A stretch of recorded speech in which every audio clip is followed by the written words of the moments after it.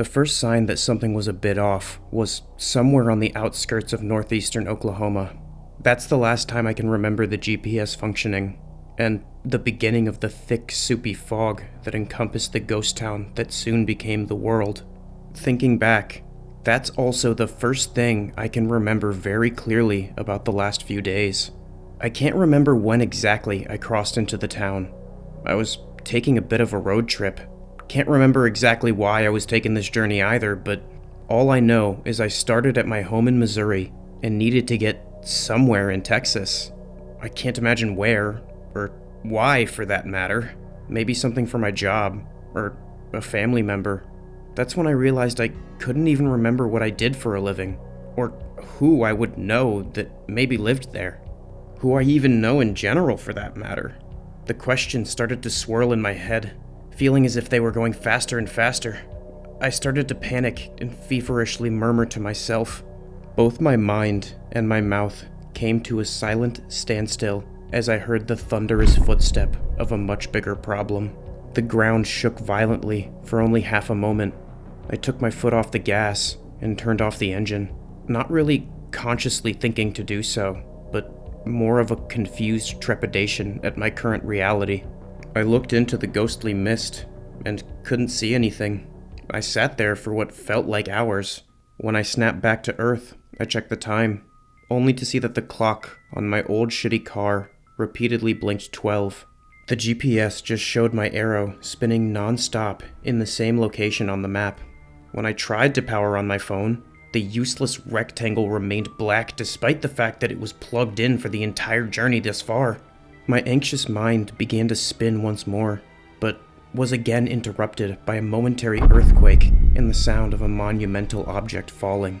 Both the sound and the shake were more intense this time. I turned my head towards the source of the quakes and saw what at first appeared to be two skyscrapers. These two looming figures looked incredibly out of place in the rural town. As I craned my neck to see the tops of these apparent buildings, they began to arch together and connect into one large structure. I rubbed my eyes and processed what I was looking at for a moment. A gargantuan set of hips, which meant those skyscrapers were legs. I brought my eyes up to its body, and after a slick torso and a sickly set of arms that extended impossibly into the sky, was an almost comically small pinhead. Before I could have any sense of humor about that, I saw one of the two legs pick up at the knee and swing forward. I looked up at the sky and saw an eclipse. The bottom of the giant's foot swept over my head and blocked out the sun. I gazed up through the sunroof at the massive soul with a POV that could feed any deviant art commission artist for a month. Shrieking in panic, I attempted to start my car, but the engine stalled. As the foot finished its upswing, I tried again, stalled. The soul began to crash down, and I flung open the door and rolled to the side before the foot smashed my car into oblivion. The sound was deafening, and the dust the impact kicked up blinded me. I lay on the floor in a Helen Keller-fueled fetal position until the debris settled and my ears stopped ringing. By the time I could see anything, the giant had taken its next colossal step and looked to be over a mile away. I looked back at the remnants of my vehicle to see that it was completely flattened, like that crying child's Hot Wheels in my totally sick hydraulic press. Now I had no car. It seemed like the only thing I could do was walk forward into town. Having some time to look closer at my surroundings without dodging being a crush porn victim allowed me to notice much more about this area was off than I previously thought. The fog was inconsistent. In one spot, it was so thick that if I put my hand out, I could just barely see to the end of my fingertips. I walked 5 feet forward, and suddenly, I could see a full 2 houses in front of me. It seemed to alternate like this in a pattern. As I walked down the street, I noticed that the buildings were very similar to one another. Not just similar, but the same. There were only 4 houses that repeated, one after the other. After walking for a while, turning aimlessly, I was able to put together the layout in my head. Each block was 8 houses by 8 houses, and had the same pattern of 4 houses repeated twice on each side. After walking for miles, to my knowledge, there is no break in this pattern. Needless to say, it's easy to get lost here. Not that I had any memory of where I was going anyways, where I was coming from, why I was traveling, what my name is. Everything is so foggy. I walked for what felt like hours. Everything looked the same until I saw a crowd of people. 5 figures, roaming in the distance. Overjoyed, I ran to approach them. They all just kept shuffling forward, despite my first jubilant cries over to them. None of them acknowledged my presence. Confused, I approached them more slowly, still cautiously calling out to them.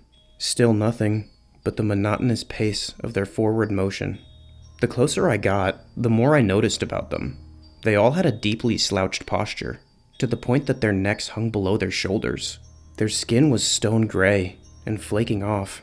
They drooled a yellowed saliva that looked slightly too thick for comfort. They could barely breathe through it, like those dogs made to breed with their siblings for generations. I got so close to one I was face to face, and he just kept walking towards me. Even when I put my hands on his shoulders and stopped him in his path, he just kept shuffling his legs as his body stayed put like a fucking video game character. He didn't even notice. I shouted in his face for him to just wake up, but he just kept the same face and monotonous heavy breathing pattern. He looked and sounded like a pug, struggling to breathe. Eventually, I just let him continue on with his friends. I followed them for a long time. I'm not sure how long. I just wanted to see some sort of change in their pattern. Anything to signify that they didn't just exist in a constant state of lumbering forward. They didn't seem to enjoy it. Their steps, their breaths, seemed pained. Eventually, I got my break in the monotony. I wish that I didn't. One of the things fell to the ground and ceased breathing. No screams, no cries, no ceremony. The rest just bent down and began eating him.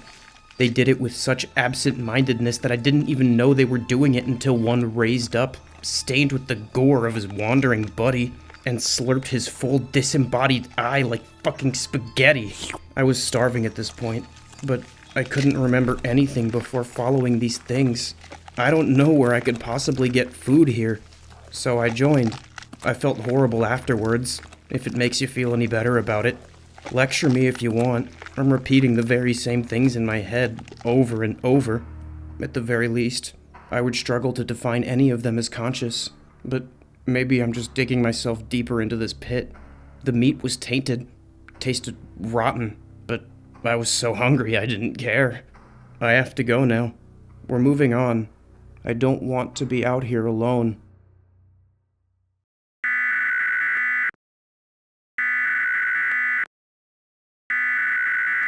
Warning. This is an emergency broadcast message from the Bureau of Anomalous Containment. This is not a drill. Repeat. This is not a drill. Avoid taking long car journeys across stretches of the continental United States. Avoid driving through northeastern Oklahoma alone, when tired, or of altered consciousness in any capacity.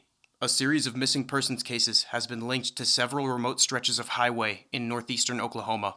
All of these individuals were driving at the time of their reported disappearance. These disappearances seem to be linked to an incident of the pocket dimension phenomena. More information is to follow.